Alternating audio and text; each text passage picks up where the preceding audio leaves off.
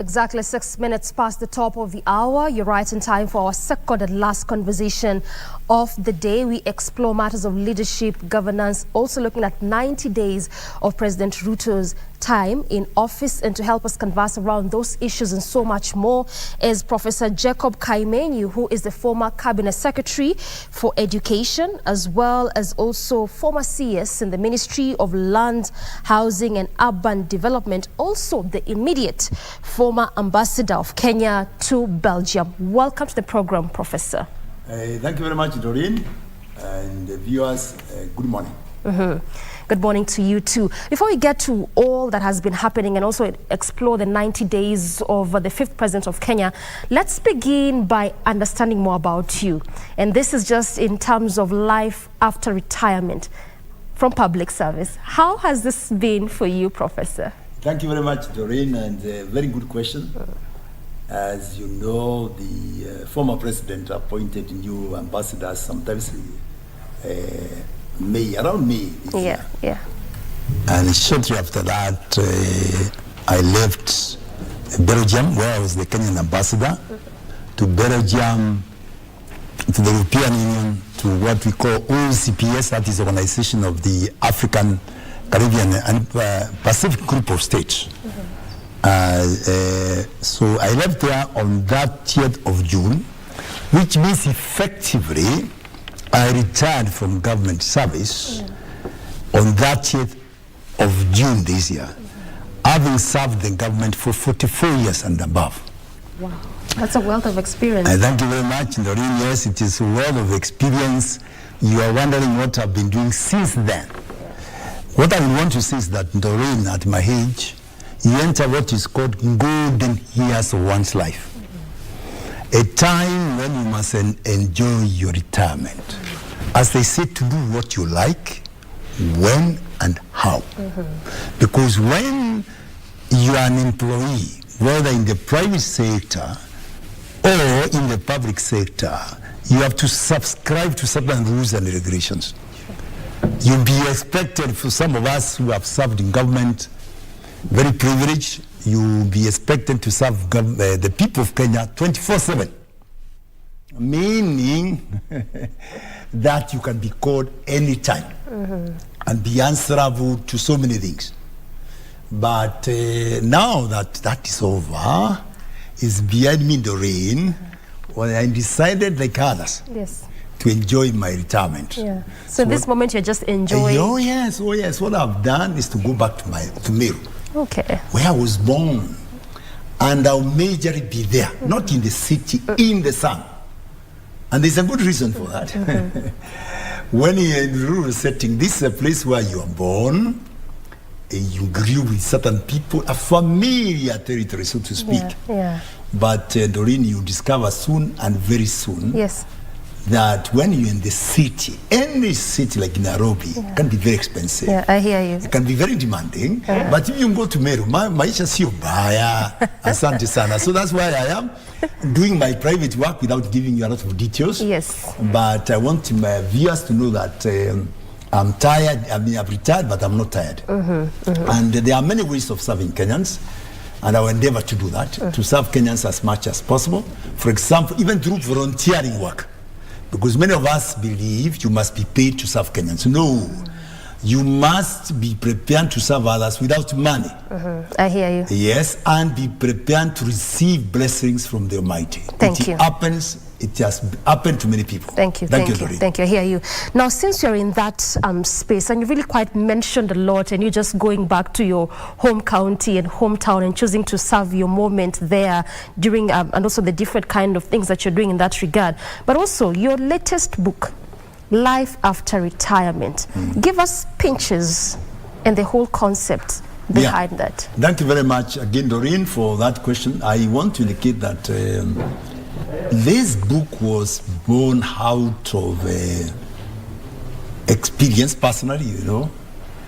And not only that, when I was in the government service, I did make some observations about people who have retired, who are about to retire, or who have begun their journey as employees of government.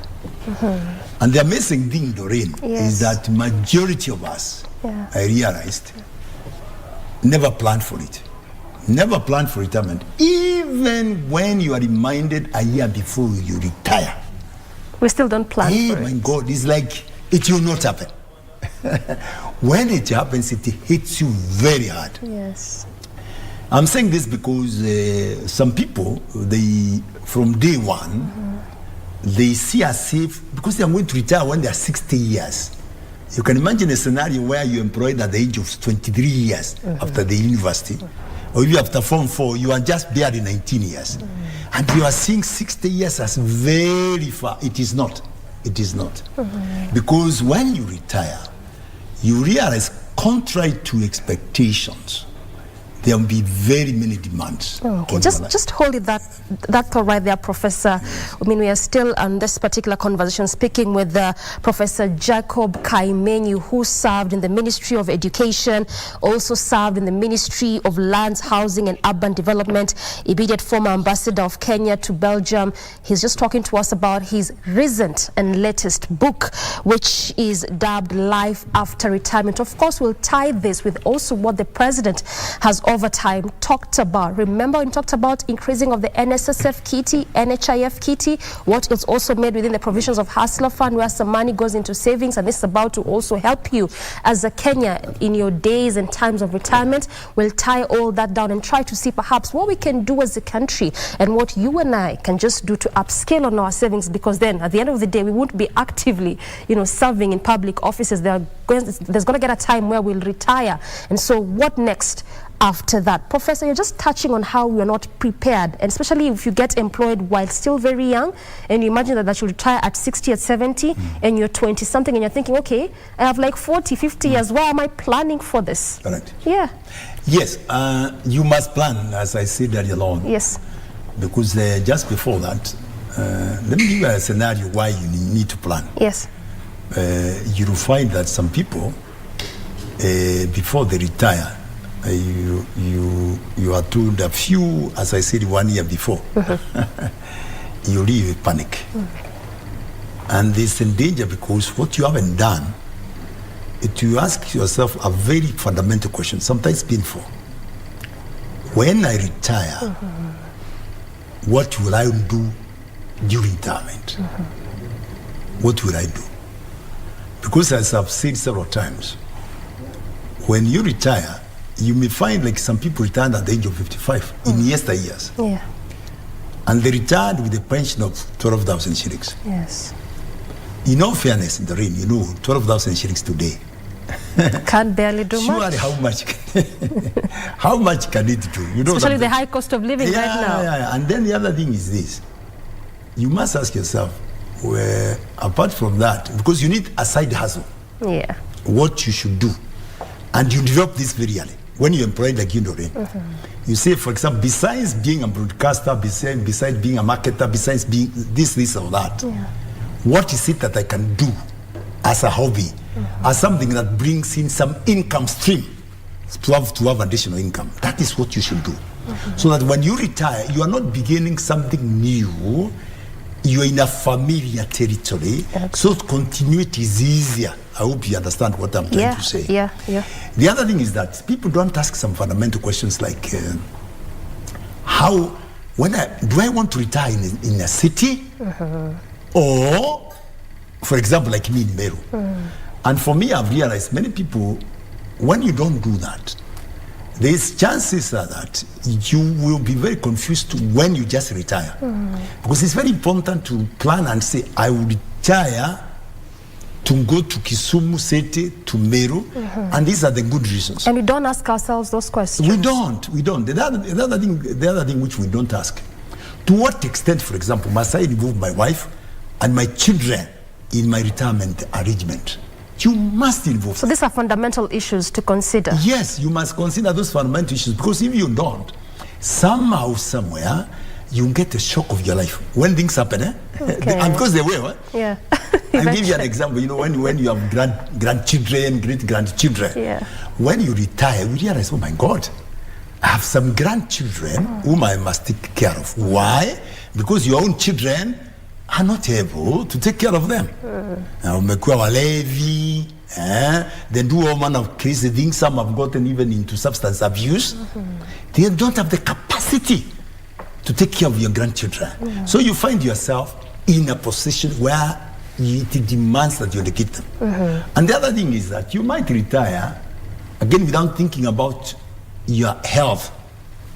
You know, Doreen, I'm sure you've seen your father, your grandfather. When you reach a certain age, for sure, a lot of things happen. You become frail, you become weak. There are age changes, and certain chronic diseases begin. Those diseases can make you a little feel as if you are failing, because you are not able to meet the costs. You can imagine if you are diabetic. And at this point, you're not actively working. Yes, you're not actively doing something. And if you want to be active, you might need to be a member of a club. If you never became one, when you're employed like you, I don't know whether you're a member of a club. What do you do next? I hear you. You must be a member of a club, if possible. Yes. Because you might not be able. If you are able to do it. Because you improve your social networks. You improve your interactive capacity with people who have been there. They have retired before you. And that's why we say it is the wearer of the shoe who knows where it hurts most. True. Because people will give you pieces of advice which are invaluable.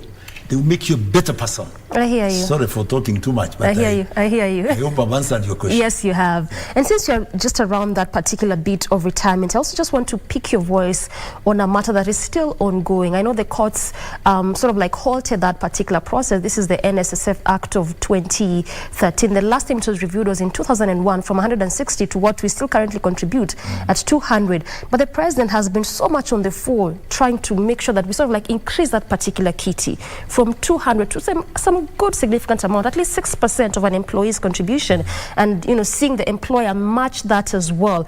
And these are some of the things that he talked about, that when you continue upscaling our savings kitty, even as individuals, in your future years, it will also help as you retire. So what do you say in respect to this? Because again, also it has elicited quite the mixed reaction, even as we speak. We still keep saying, as Kenyans, we are dealing with high cost of living. How am I increasing my savings kitty, which will help me in the future? In my view, that move by the government is brilliant. Oftentimes, when you want to make change, whether at family level, at national level, people resist change, even when it's very good. In some countries, it's mandatory to save. Mandatory. Because it's common sense. And I've told you, many of us don't save. We find ourselves in a situation, in a space where you have saved nothing, and you have retired. So we have a scenario where people save a certain percentage of their income every month. Yes. It becomes very hard for a rainy day, for the things that can happen, and they will anyway. You see what I'm trying to say? Yeah. So that is why I want to love the president's move. It's brilliant, and appeal to Kenyans to yield to such moves. Let's not criticize things for the sake of it. Let's ask ourselves, what is the wisdom behind this? And when we talk, Doreen, of best practices globally, is this a best practice? Is it something which is done elsewhere? Is this something that you can emulate? If you ask me, I'll tell you yes. Are we together? Yes, we are. But because we are talking about a consultative government and a participatory government, I have no problem if the matter is going to the parliament. These are our leaders. I hope there will be wise counsel, and they will take the appropriate decision for the sake of Kenyans. Not being emotional. Because we have seen time and again people politicizing every move Not only necessarily this government. Even things that are supposed to benefit Kenya in the long shot. Correct. But also, do you think that perhaps maybe we as Kenyans do not understand the importance of that? Because even as talk about NSSF, there were still talks of increasing NHIF, and this was particularly from those that earn 100,000 and above, to see how we can increase on that. And again, also there's a report that shows that Kenya in the East African bloc has the poorest savings culture. We're talking about life after retirement, Professor. Do you think we do not really understand the importance and the need for savings in that regard, that maybe we should begin from trainings level to understand, then we can start beginning increasing on KTs? Not that we don't understand. Okay. We might not appreciate.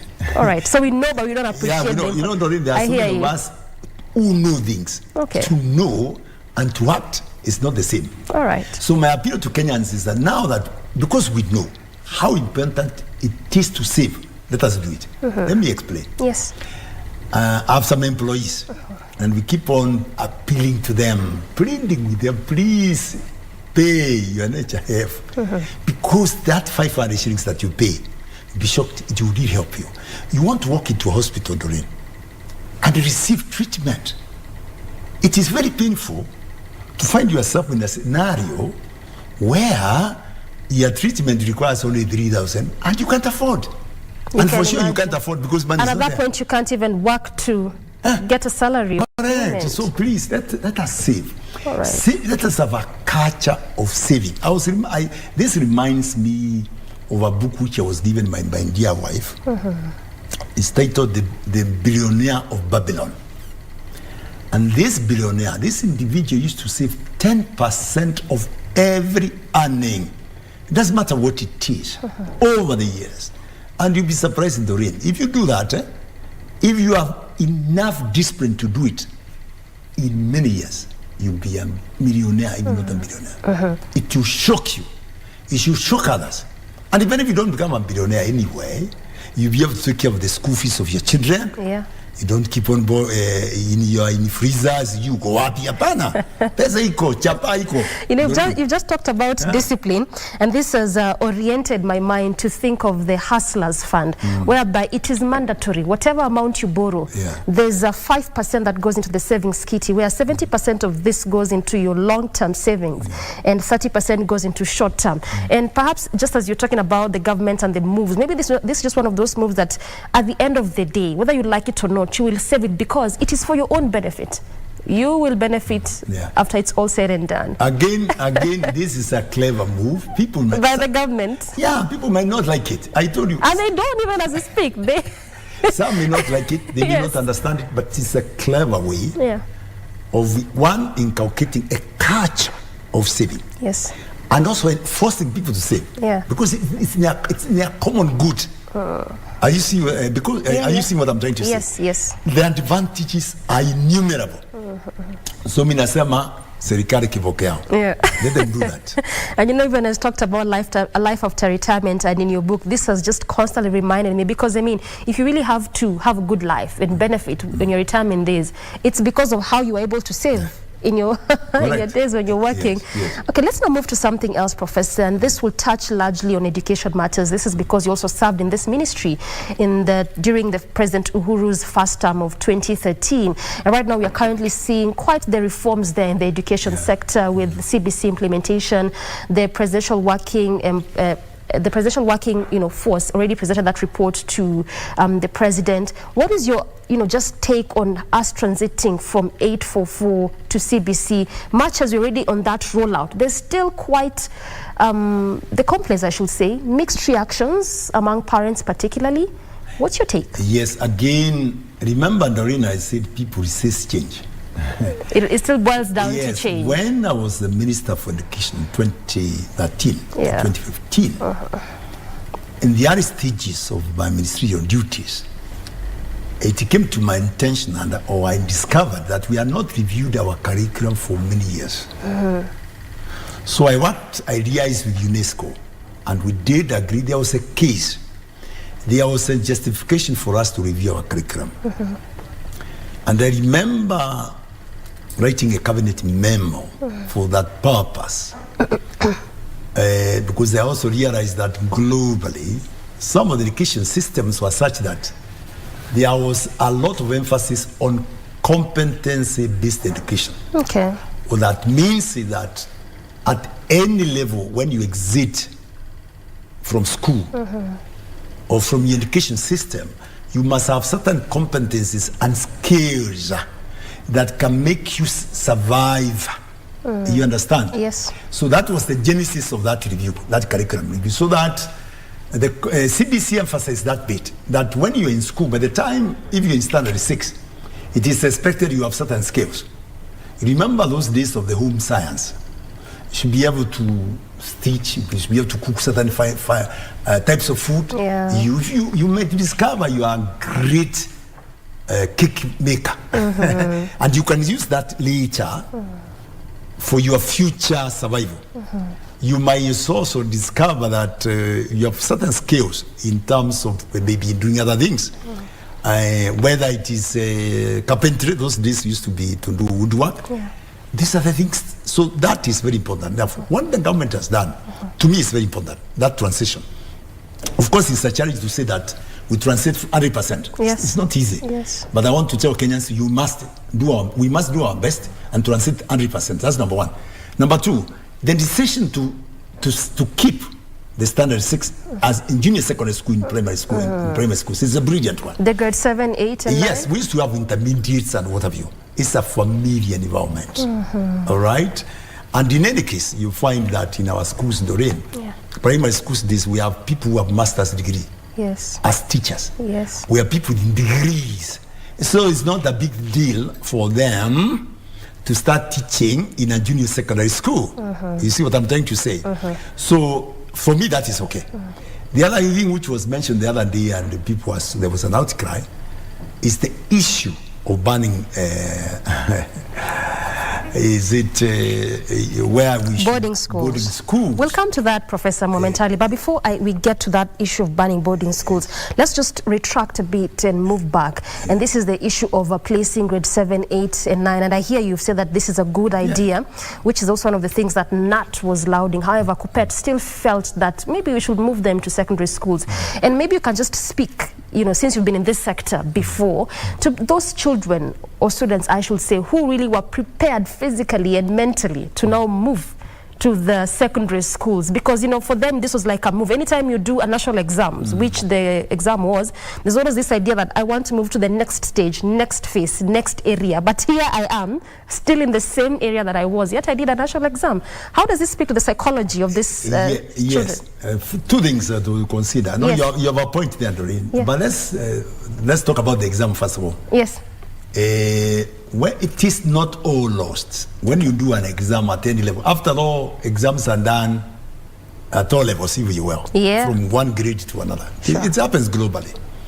And the whole purpose of having exams is to gauge yourself. Have you acquired certain knowledge to move from one level to another? So it's not lost. In fact, it will give them a lot of confidence that, yes, indeed, they did very well. But some felt like they're going to be ridiculed. I'm coming to that. Okay. The other thing is that I want to tell these youngsters that in this world, in this life journey, circumstances will always change. And you must be prepared for that. Be prepared for change of circumstances as a human being, even though you are young. It is indeed they were looking forward to a different scenario, a different environment. But if in its wisdom, which was the case, the government found it necessary for them to remain there, and that was the opinion of the majority, by the way, yes, then so be it. Of course, you feel disappointed that it has not happened. So it's a way of training even our own children. To appreciate the fact that you should accept change. You should not throw tantrums. It's like some kids who cannot fathom an idea where mom says no. Once she has said yes, or dad has said yes, it cannot be no. No. It can be either way. Right? Yeah. Even though you are prepared to do something, it can change. Somebody said, it's Boutros Boutros-Ghali, a former United Nations Secretary General, who said only a fool doesn't change. And none of us is a fool. We're not fools. So if the government finds it necessary to change for better, Let us accept that change. Why not? Yes, why not? I hear you. Thank you. So this runs down not just in the aspect of the education, the moving, but also for you as an individual. Correct. And it's going to help you grow into a good adult. All right, let's now shift to that issue of boarding schools and the whole idea of particularly having this same set, not in boarding schools, but in day schools.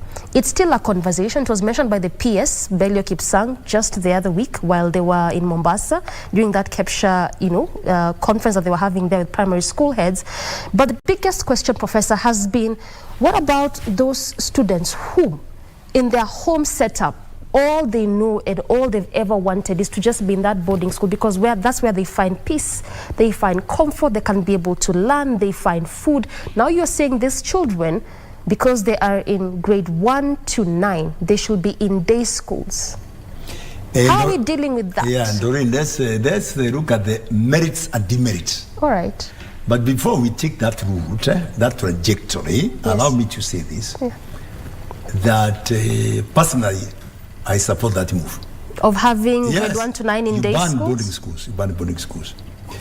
The only thing I would have liked to see happen is to involve as many stakeholders as possible in that decision, so that people own it, the parents, the pupils, the students own it. Okay. Because when you make a move without consultations, without inclusivity, it's likely to hit some headwinds. It is likely to make to have certain challenges, and this is what is happening, including editorials. You have seen some editorials about the whole move. Yeah. Let me talk about the history of boarding schools. Yeah. So that we bring to focus the merits and demerits. Okay. In the Western world, I was reading the other day, and it is very true, by the way. In Canada, to be very specific, in those old days of the missionaries, they created boarding schools wherever they went, and they wanted to bring the natives to a certain level of their development, of their culture. Right? In a very clever way, without telling the parents. Unaenda shule. When you're in school, you are taught Western culture, how to hold the fork, how to do this, and that was not right. In boarding schools? Yes. The motive that time in boarding schools, and even now, by the way, it was not proper. When the missionaries came to this country, again, you remember, and Doreen, they did the same thing. They created boarding schools for the same purpose. You can indoctrinate. When we brought in Christianity to this country, part of that, I suspect part of that was the reason, by the way. Now, so let's look at the merits and demerits. When we look at the merit, let me start with maybe the demerits which you are talking which you've about. Touched on, yeah. Yeah, of course you are very right, Doreen, is saying that maybe you have been there already, for example, in your boarding school, and now all of a sudden you are told from next year you go back home.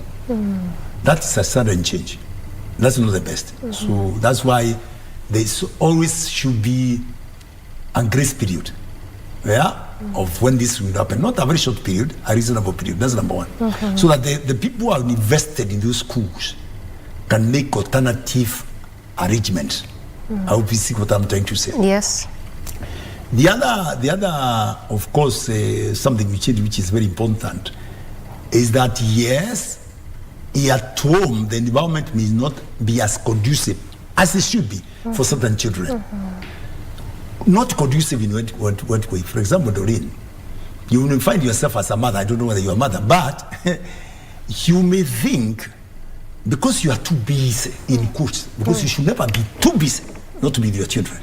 You are too busy because you want to become a managing director of KBC. Therefore, you pass that responsibility to someone else to take care of that bit, your responsibility, or bring up your children in very sensitive formative stages. That's not proper. That you see the and also that's what the government is trying to cure. Yeah, we are coming to that because that's a merit. So for you'll be very happy. That's what I'm trying to say. You'll be very happy to see your children, And the other thing is that you want to use the teachers to educate your children. Of course, you can argue the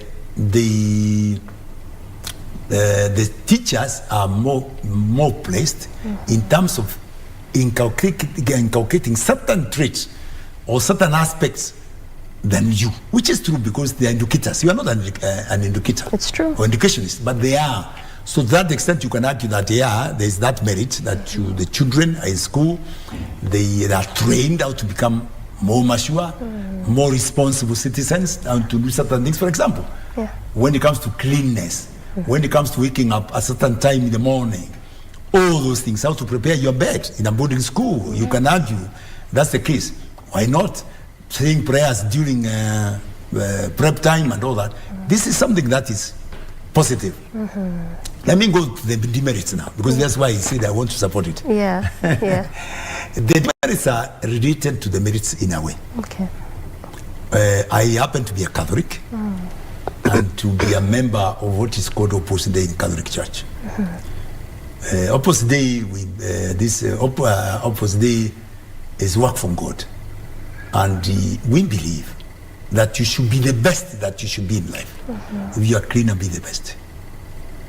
In the Catholic Church, the philosophy and by even the policy, although you don't have to enforce it by force, is that during the formative stages, especially in primary school, the children must be with their parents, so that you can inculcate in your children certain characteristics quite early. Doreen, I normally call a home a factory where children are molded to become future citizens. Children become who they see at home, not elsewhere, who they see at home. If they see cleanliness, orderliness, respect for human beings, they will practice it later. If you take them to a boarding school, they might never see the mother for most of the time as a timekeeper, as someone who respects people, because from time to time you get visitors, your cousins, your aunties. How your father and mother treats those people is very critical. Your children need to observe that. And see, when I was young, my father used to say this, my mother used to say that, my father told me this and that. For example, I'll give you I am aware. In certain situations where a young man will tell you, my mother taught me how to pray when I was 5 years old. Not my teacher. Not my teacher. And up to this day, I've always done it. Are you getting my point? I totally do. That is why it is important for us not to abdicate our God-given responsibility and give it to teachers. The teacher will not be as sensitive as you are, the way you are. The beautiful thing with being a mother in an home environment, you can look, Doreen, you can look at your child and see there's something wrong today. There's something wrong. Where's the problem? Exactly. You see what I'm trying to say? Yes. But if you pass on that responsibility to somebody, they do not have that feeling. What I do know is that the 9 months that that child stays in a mother's womb, it is so critical. The mothers feel it. It is their duty, it's their responsibility, oh my God, to bring up these children in a loving way. That love cannot be substituted by taking children to a boarding school. Boarding school? No. I can hear the passion so in which you're saying. What I'm trying to say. So for me, therefore I support what the government has done. But as I said earlier on, consultativeness, participation in dictates to our constitution is key, so that we are not blamed, or the government is not blamed for not having consulted enough to implement that which they must implement. And finally, when government does consultations, my view is that it is important to go by the wishes of the majority. They may not be necessarily correct. There will be some dissenting voices. But you can be sure, Doreen, chances are very high that when the majority say this is the way to go, they'll be right. Professor, a classical scenario where a majority would say, now that you talked about public participation, and it's one of the key things even in our constitution. So assuming that the majority says that we still want boarding schools to be there, and just looking at what you've outlined on merits and demerits, looks like the merits really, outweigh the demerits. Agreed. But, the government has two approaches. Okay. Which is not easy under the circumstances. Yeah. And without being very specific. Sometimes there's something called benevolent dictatorship. Unahitaji kiongozi kidogo kona dictatorship. To streamline things. Yes, someone who looks at things and says based on research of many years. Yeah. It makes sense to take this direction. And you say, mupende, musipende, mutapitia hapa. Regardless. Yeah, and they will, later, they will realize, oh my God, so and so was right. Are you getting my point? And I want to give you, I'll give you an example. When the late President Mwai Kibaki started free primary education, he faced so much resistance, and he listened to the naysayers. Today we will not be having free primary education. It's true. To the extent that Bill Clinton, the former president of America, came to see this president, this African president, who has started something very nice. You see what I'm trying to say? Yeah. Then finally, if in the interest of the public, if the majority are saying no, you can say, vile Waswahili wanasema, wengi wape. Yeah. And see how it will go. Yeah, and see how it will go, because now wakishindwa utawaambia niliwaambia. Okay, I hear you. I want us to exit this conversation on education and move to something else. But before we get to do that, talk to me about the 30,000, because the government has pledged to this as well. Recruitment of 30,000 teachers by next year in January. In fact, as we speak, we are counting like, what is it, 2.5 weeks to January of next year? And perhaps the practicability of this, because bear in mind, some of these teachers will actually serve in the grade 7, 8, and 9. This is a new dispensation, I should say, because then you need perhaps a proper training to serve in this area. How practical will it be to recruit all these teachers by this short time and equip them enough to handle these students? Well, somebody, Doreen, you can see this, you can look at this cup and see it is half full or half empty. Yeah.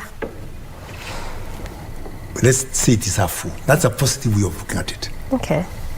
When I was the Minister for Education, literally every year we needed to recruit 10,000 teachers globally. If you want to have a valid education system, you must have enough teachers. And invest in them, in their training from time to time. That's what should happen. So that they are in tandem with the latest ideas and practices. And so that whatever the impact on your children, it is current. That's another point. Yeah. The other thing I wanted to mention is that we shouldn't be scared of this idea, oh my God, we are going to recruit 30,000 teachers as if they came from nowhere. Two things you must remember, Doreen. Okay. These are people who have been trained in our institutions. So they have the requisite knowledge and experience. The only thing is that they have not been employed. Some have been out of job for years. All right. And it's painful. I see your There's point. nothing like having graduated as a graduate with a master's and you are unemployable. It's terrible because you are underutilized. The other thing you should remember is that yes, they might require certain training because there's a new dispensation in terms of structure and what have you. Yeah. Oh my God, when there has been a crash program, Kenyans are wonderful. They have stood to the test of time. It's a question of coming up with a crash program to empower these teachers and they will be okay. I told you as I conclude, out there, these people are not coming in from a vacuum. Some are teaching in private schools. As we speak. As we speak. They are teaching in private primary schools, in private secondary schools where they are paid a pittance to pay and graduate a master's degree. In a primary school, private primary school, 6,000 shillings. That, you know, Doreen, is not tenable really. Yes. It's an affront to their dignity. So when I hear our government is going to employ more teachers, fantastic, most welcome. Sasa watakuwa na chapa kuliko walikuwa naye bereni. And that's good for the country. Yes. And if we, you know, the ratio is very important. How many, you know, we have international standards. Yeah. It is good to go by that ratio. It is important. Asante sana. So then you're saying it's very much practical. Yes. Regardless of the time span. Yes. All right, I hear you. Now, let's talk about something else. You also served in the Ministry of Land, Housing and Urban Development. This is a matter that was very key in the former president's heart, or the previous regime, I should say. Also, it is very key in this regime. Just yesterday, during the Jamhuri Day celebrations, the president talked about 160,000 units. I believe, my memory serves me correct, at least by end of next year. And just when he took oath of office, we have seen him launch quite the number of projects on matters of affordable housing. Began with Mukuru kwa Njenga in Embakasi, went to Kibra, has gone to Homa Bay. Just last week, he was in Mavoko constituency in Machakos County. But my question will be, Professor, how then do we do this? Because in the previous regime also we had talked about 500,000 units. We didn't really get to that point, but at least something was done. So that what do we do so that then this becomes a matter that is not just a conversation, but it can actually be actualized? Because housing is very pertinent and key to Kenyans. Two things, and I think the government is doing the right thing. Okay. It is going to involve the private sector seriously. Because even that time we talked about, I don't think we went to that extent. There's a private, public-private partnerships, which were supposed to, the triple Ps, yes, we should have implemented. Again, I don't think we put a lot of effort into that. I see this president, I've worked with him for quite some time. I see him doing exactly that. The other thing I want to emphasize was what the former president used to tell me. This mentality that a house must be brick and mortar, we should do away with it. Okay. As long as a house is decent for one to live in. Hata ikiwa timba ni sawa. Matofari ni sawa. Although that's the matter, of course. You know, Doreen, I can go too far, and I will surprise you. Yeah. In those days when I was young, we used to have mud houses. What to me mattered then, and even now, is how clean that house is. It's not even the material. If your house is clean, ni sawa, something to cover your head.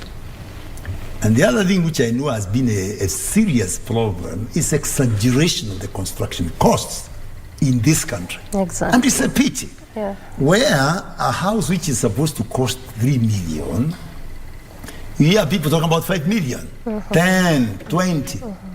I'm privy to the information, for example, the Great Wall apartments along Mombasa Road. Yeah. It's 3 million. You walk there, you find a house which is 3 million, 3-bedroom, Doreen, and it's a very good house, constructed by a Chinese company. So it can be done. And the government started some time back. Mine is to pray that it continues. And finally, we need to promote construction materials in this country and buy what is Kenya. We keep on saying, let's buy what is Kenya. That when you buy Kenya, you build Kenya. Yeah. So I want to tell Kenyans, wherever, if you are listening to me, don't buy something simply because it comes from Russia, from some other place. No. We have quality individuals here, quality products. Please buy them.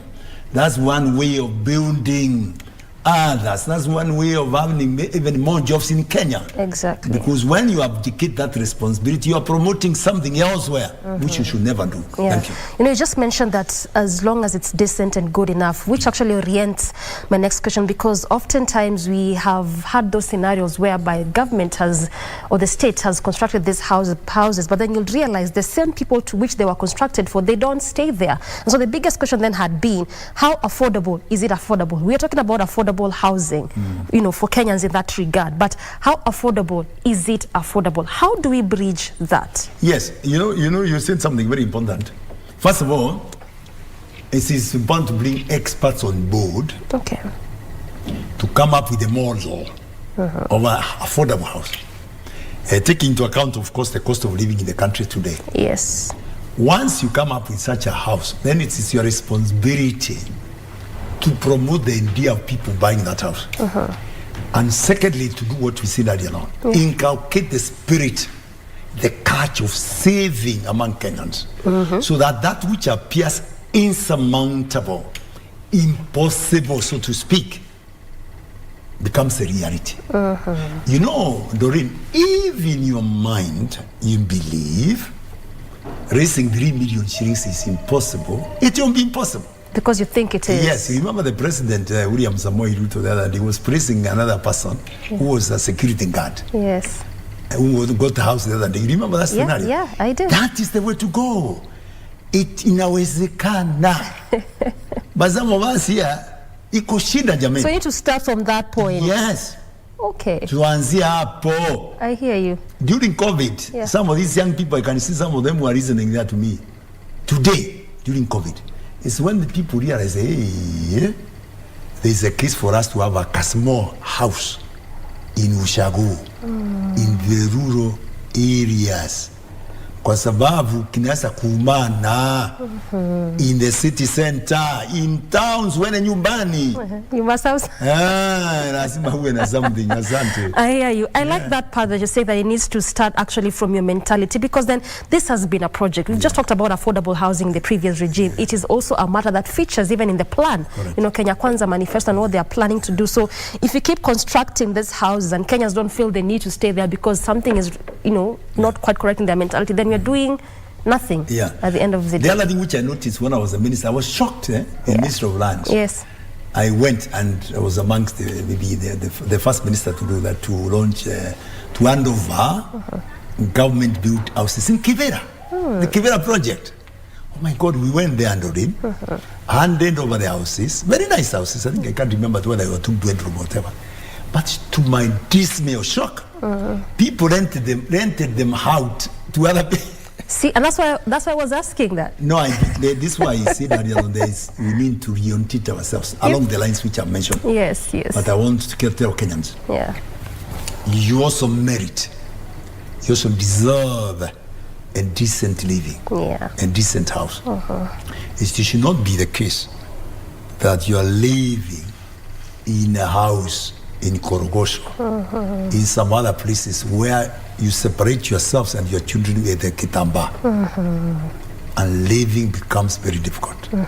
Confidentiality becomes very difficult. It's true. Tell yourself. This is what I call self-affirmation, even in my book. I hear you. Every day tell yourself, I'll do it. I hear you. I hear you. I deserve to be this. I hear and you. it will be okay. Thank you. And I can already hear my director saying that we need to exit this space, but I wouldn't want us to do that without talking about digitization of this land processes. And also, you know, yesterday while President speaking, he talked about digital economy and, you know, the space that we want to move as a country in our economy in the digital side. So when you look at digitization processes, digitizing the land process, which also featured in this, you know, budget, some good amount of money which had been put on that particular process, will this at least help, you know, us as a country moving forward when it comes to acquiring land, buying land, getting houses, moving to that dispensation? It is, yeah, of course, I support it. Yeah. Before I left as a Minister for Land, yes, I came with a cabinet memo on digitizing all land records in Kenya. All right. And the cost that time was 17 billion. 17 billion that time. We talk about 4.5 years ago. I would imagine this is higher now. Yeah. Is there some wisdom in digitization? Why not? That's the way to go. And in fact, the reason why the first term of Jubilee government, the idea of laptops in primary schools was to make our people ICT savvy for obvious reasons. So digitization is the way to go, because what you do, and I've said it so many times, when you digitize your services, you minimize face-to-face interaction, right? Yes. You minimize corruption. You have no opportunity to patianas chapa. Do something underneath there. True. That's one thing. And the other thing, we improve efficiency. Timeous approach to doing things. So it's brilliant. I support it. Let us go that way. But what I want to tell Kenyans, please invest in yourself. Go back to school, become IT literate. Not to have people look at you now, even to hold a mouse. Yes. Asante. The president just launched, a 16 module for Kenyans who were there yesterday. Nonetheless, thank you very much, sir, for your time. There's a lot we could have talked about, including Ruto's 90-day in office, but because we are strapped for time, we have to conclude at this point. Nonetheless, thank you so much for your insights and inputs. Highly appreciated. Thank you. I have been speaking to Professor Jacob Kaimenyi, who is the former Cabinet Secretary of Education, as well as also former CS of Land, Housing and Urban Development, also the immediate former ambassador of Kenya to Belgium, of course, talking to us on matters of leadership, governance and way forward as a country. Good place to end this conversation, and ultimately good morning, Kenya. Till tomorrow, good morning.